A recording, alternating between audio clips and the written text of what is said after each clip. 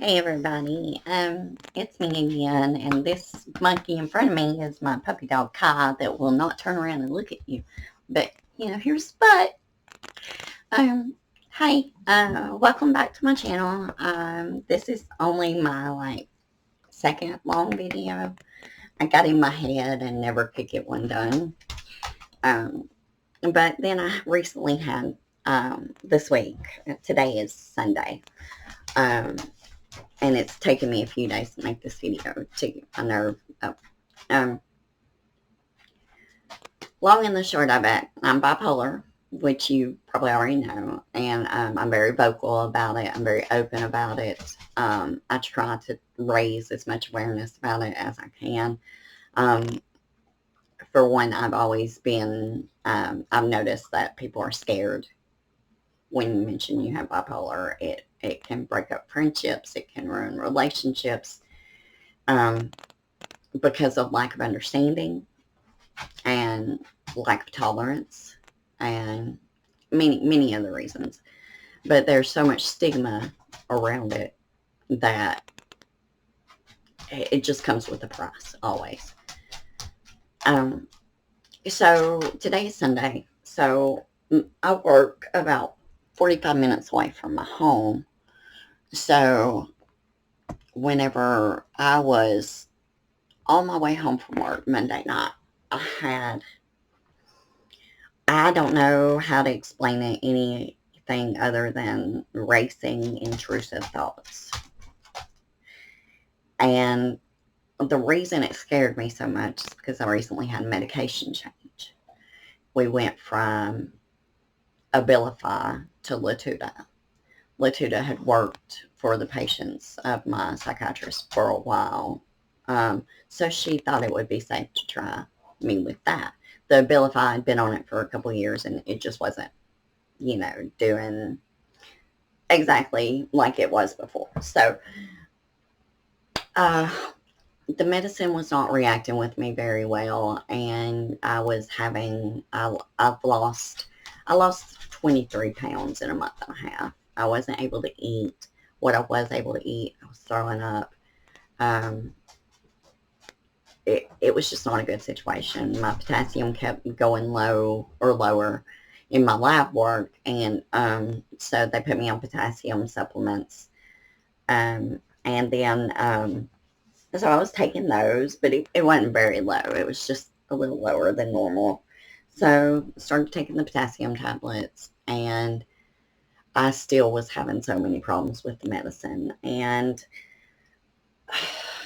so Lauren, or my psychiatrist, or the PA assistant that I see, she put me on a higher dose of Latuda. I thought that maybe um, the dose wasn't enough. So um, I'll quit messing with my hair in a second, I promise. So, and so she decided to up it. And I wasn't happy about the situation, but I didn't speak up for myself, and I should have. And I learned. It's lesson learned. Lesson learned. I'm telling you, girl, lesson learned. Speak up for yourself. When it comes to your health or your head, speak up for yourself. Um, so I let her put me on a higher dosage. No, that was the worst decision I ever made. Um, so a week after putting it on higher dosing, I talked to her again, and I told her, I said that the nausea is worse, the vomiting is worse, I can't eat, nothing is appetizing, I have no appetite, zero. I've lost 20 pounds. And she still says, give it another week. Actually, no, she said, give it a few weeks. And she scheduled me for a month out. And I was like, okay, so you just tough it out, maybe she thinks I'm being over dramatic. I don't know, but it's not my job to sit there and uh, make them believe me. I can only do so much. um, so I was kind of upset, but I was like, well, maybe she's right. She's got degrees that I don't have, so I'm gonna tough it out. So I continued to take the medicine. And not even a week after seeing her, it was on Monday night. So I had seen her on like Wednesday. So this was the following Monday. And I didn't have an appointment for a month out, remember.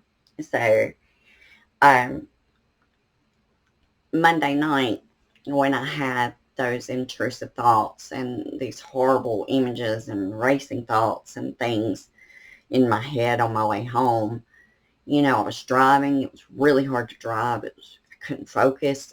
It was just, it was horrible. It was scary.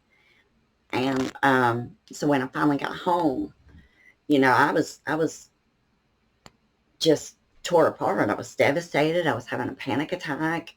It was like my head was attacking me. It was it was a very, very, very sensitive situation. It was just all around bad.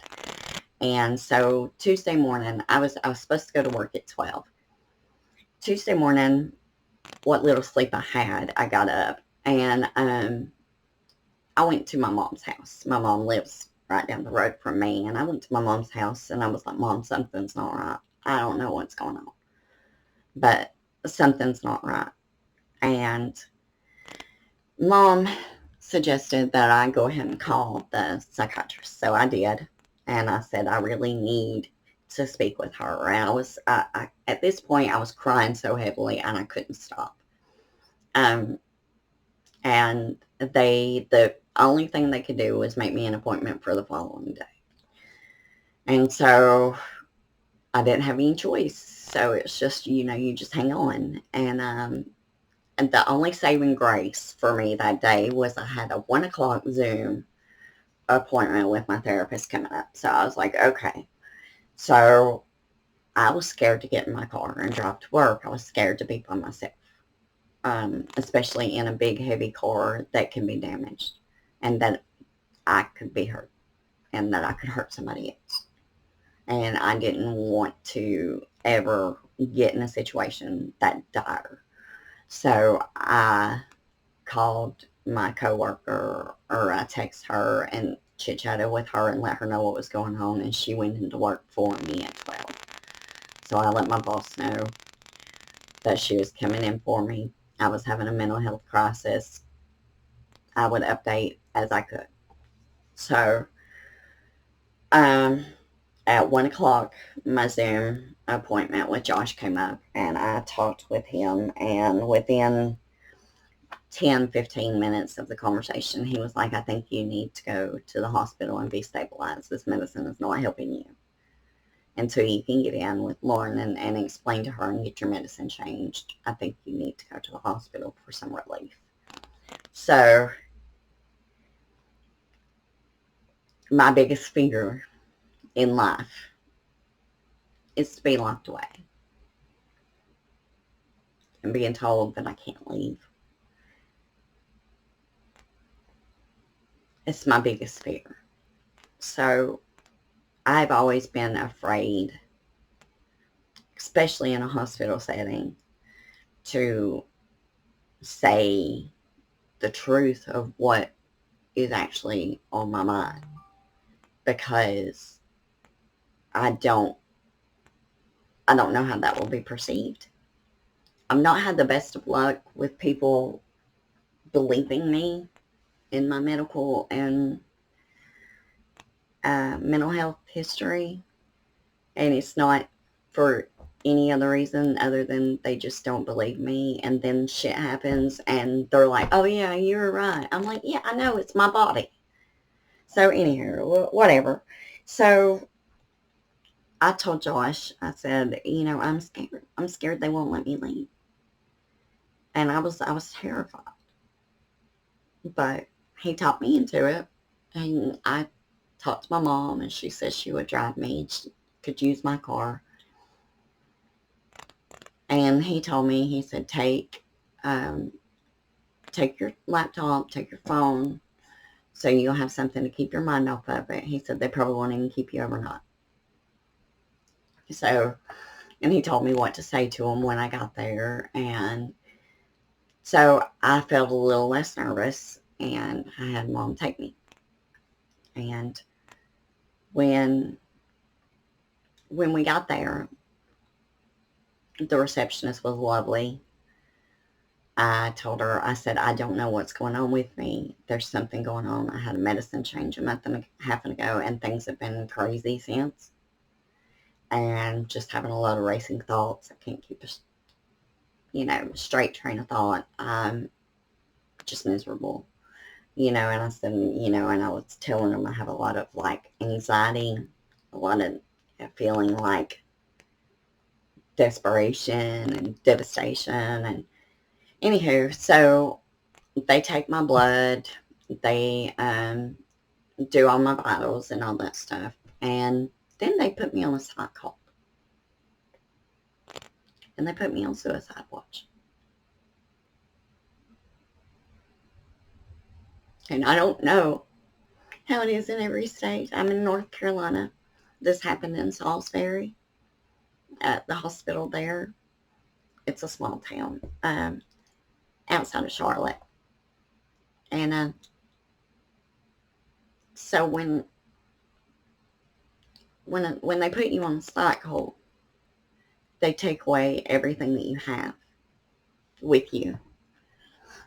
You're not allowed to have your phone. You're not allowed to have anything. You can't even have on your own underwear.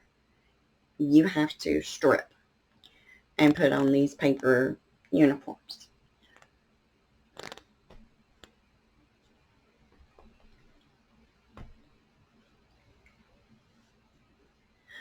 And they treat you like a prisoner.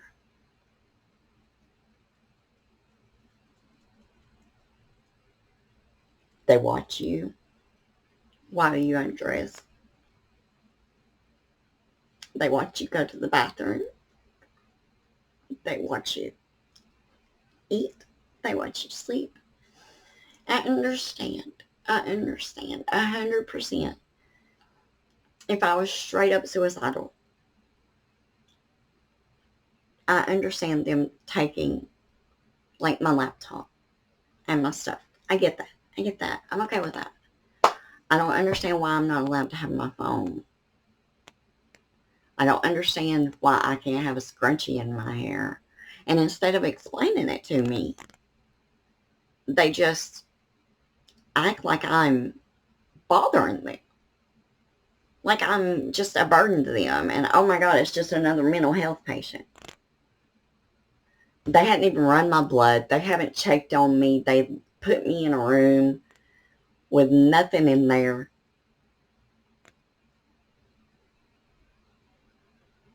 I was having the worst day of my life. And they intensified it 150%. It was the scariest, most dehumanizing,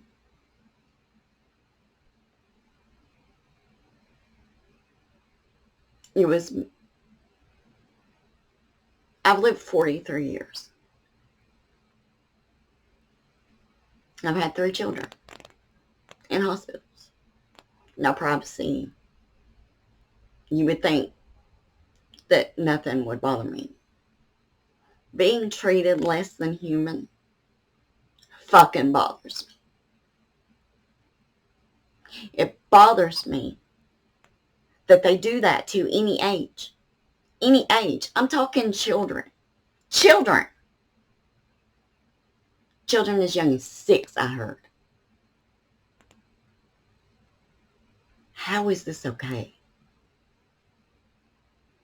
How is it not done on a case-by-case basis?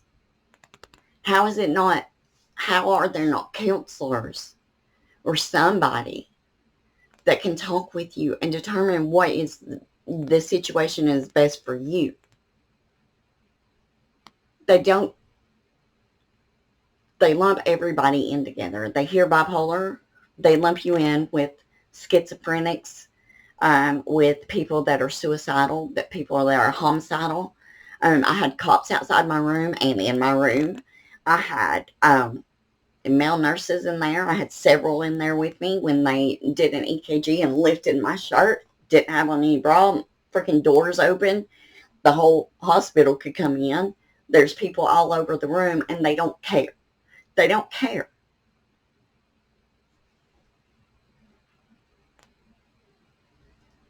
If it sounds like I'm being over dramatic, put yourself in the situation of having the worst anxiety attack of your life where you feel like you're dying, and then they strip you down and they put you in a room by yourself with nothing, no explanation, no reasoning. They just do it. And you're just supposed to be okay with it, because the more you cry, the more you get upset, the more they think you're a danger. So you're not allowed to have emotion. So you have to, I don't know what else I could say to convey how desperately wrong they were in that situation. And I'm sure there's many, many other situations exactly like mine. And that's, you know, I told one of the nurses flat out, this is why people don't get help. This is why people don't get help. One of the reasons. I understand why people choose suicide. I understand why people choose drugs, why people choose drinking. I understand. It was the most eye-opening experience I've ever had. I've been in the hospital so many times for medical reasons, and I've never been treated this poorly. And they have no explanation other than it's protocol. Your protocol's fucked up. It's fucked up. And I don't know what it's going to take. And it's going to be a while because financially I'm unable to step away from work long enough to do anything. But I'm gonna learn, and I'm gonna figure out the avenues that I need to go through to become a mental health advocate. Because people need to know this is happening. People need to know how people with mental illnesses and mental health issues are being treated. Because it's not human. They didn't do anything wrong. I didn't do anything wrong. They changed my medicine. When they finally ran my blood work, my potassium was at seizure level low. That's what was causing everything. So they admitted me medically. Told me the psych stuff would have to wait. And I was like, okay, please. Just figure out what's wrong with me. So almost 6 hours after I got to the hospital, they ran my blood work and found out that my potassium was like at a 2, and it's supposed to be 3 point something. And so they were worried about me seizing or having heart failure. So that's when they hooked me up to the EKG and heart monitor and put an IV in, and they started running liquids and potassium, or fluids and potassium. And they still had me on suicide watch. I don't know why, but I was. When they figured out it was the potassium, I don't understand why that was still an issue, but whatever. So the whole night I was stared at, couldn't sleep. It was horrible. Every time I went to the bathroom, if the door has to be open where they can see you. Sometimes there's male nurses. Sometimes there's women nurses. They don't care. You don't have privacy. You don't have any dignity left. They take everything that's yours. They take everything about you and they strip it down.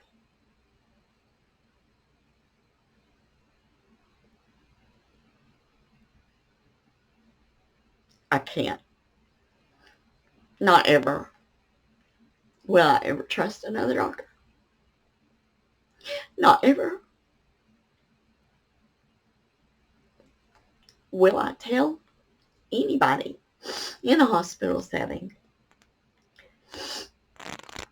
that I am having racing thoughts or that I'm having an anxiety attack.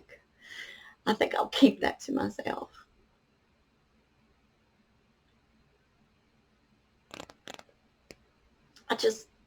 I don't know. I just need people to know that that's what happens. I just need people to know that when you have mental illness, that even in a hospital, you're not safe. And I'm sorry. It doesn't make it right. It's not right. I understand that some patients are combative, and I understand that some patients are truly suicidal or homicidal. I understand, but you deal with each patient as a person, not a fucking statistic.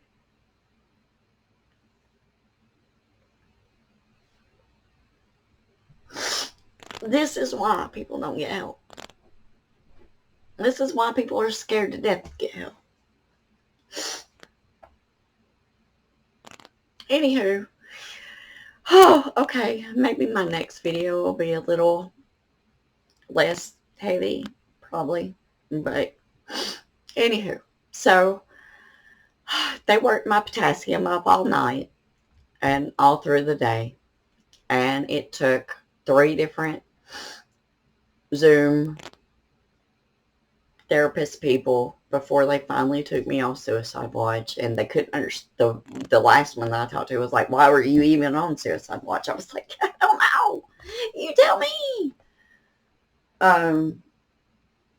So an hour after that, I was able to have my phone back, and my mom was able to take me home about an hour after that. So 2 hours of my hospital experience were pleasant.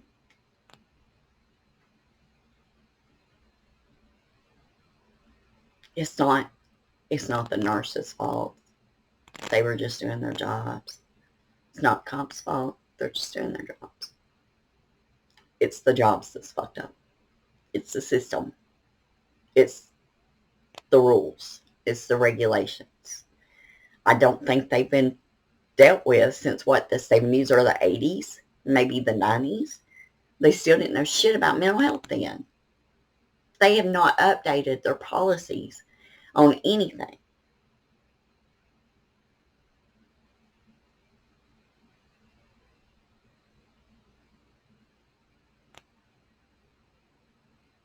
It's by fear and by violence.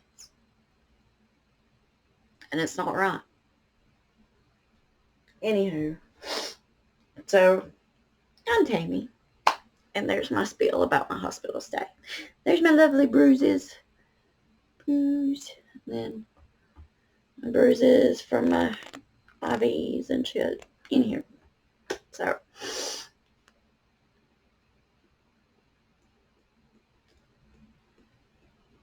if you have a mental illness, I'm sorry. I'm really sorry. I'm sorry for the struggles that you go through that nobody sees. I'm sorry for the negative looks and the negative comments and the people who just treat you poorly because they don't understand and they won't understand and they don't have any tolerance. I'm not excusing that. I'm just saying that I'm very sorry you're having to go through it. It's not your fault. It's really not your fault.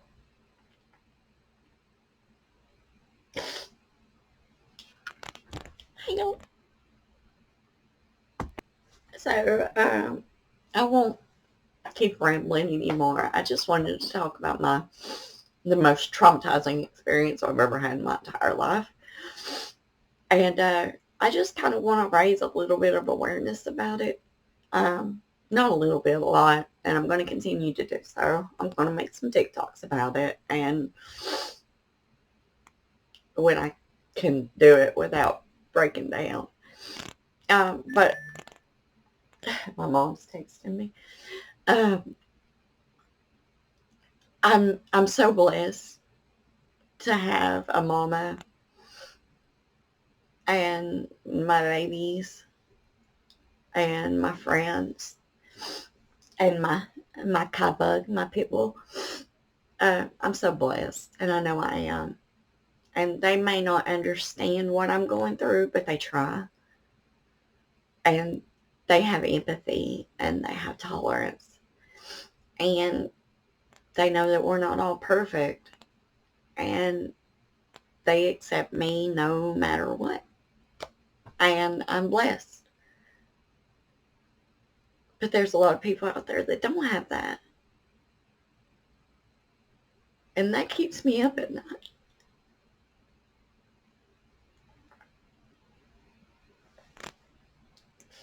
And I don't know how to help.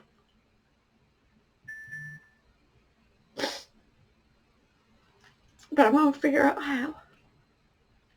I'm going to.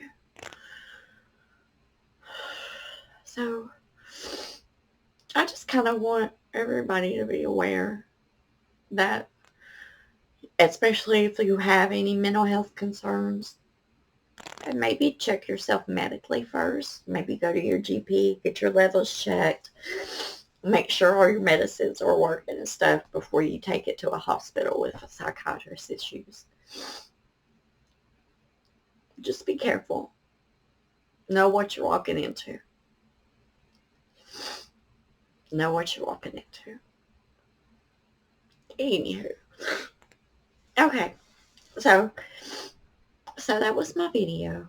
I hope y'all have a great day. And again, next video will not be so heavy. But if you know anybody that has mental health or mental illnesses, maybe just look at them a little kinder. Be a little sweeter. Recognize that their life is a daily battle in their own head. And they can't control that. That's not something they did. It's something that happened to them. Treat them as such. Okay. All right. So